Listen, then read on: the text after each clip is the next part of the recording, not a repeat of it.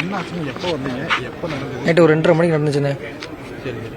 எங்கேருந்து வந்தீங்க? வளையும் போது நான் கொச்சியிலேருந்து வந்துட்டு இருந்தேன். அந்த டர்னிங்கில் வளையும் போது அந்த இதில் பின்னு கட்டாகி அது தள்ளி விட்டு கீழே வந்துச்சு. சரி, வளையும் போது உங்களுக்கு ஏதாவது அடிபட்டுச்சா? எனக்கு ஷோல்டர் மட்டும் 2 ஷோல்டர் மட்டும் அடிபட்டுரு. சரி, யாருக்கு தகவல் சரி நீங்கள் அடிபடும்? நான் உடனே காவல்துறை கால் பண்ணேன், வந்துட்டாங்க. கால் பண்ணோடனே அவங்களும் தீயணைப்புத்துறை அவங்களும் வந்துட்டாங்க. உடனே கால் பண்ணோடனே வந்து தண்ணி அடித்து என்னால் முடிஞ்ச உதவிக்கு ஃபஸ்ட் எய்ட் பண்ணிகிட்டு இருந்தேன் வண்டியில். அதுக்கப்புறம் அவங்க கேஸ் கசிவு ஏதாவது ஏற்பட்டுச்சுன்னா? ஆமாம், கேஸ் கசிவு ஏற்பட்டுச்சு. என்னால் முடிஞ்ச வரைக்கும் நான் செஞ்சு முயற்சி பண்ணேன் அடைக்கிறதுக்கு. அதுக்கடுத்து ஆட்டோமேட்டிக்காக அவங்கள பிளான்லேருந்து இன்ஜினியர் எல்லாமே வந்து இப்போ க்ரைனை வச்சு நான் ஒட்டி பண்ணிட்டு முடிச்சாச்சு. இப்போ முழுசாக எல்லாமே கேஸ் கசிவு அடைச்சாச்சா? முழுசாக அடைச்சாச்சு.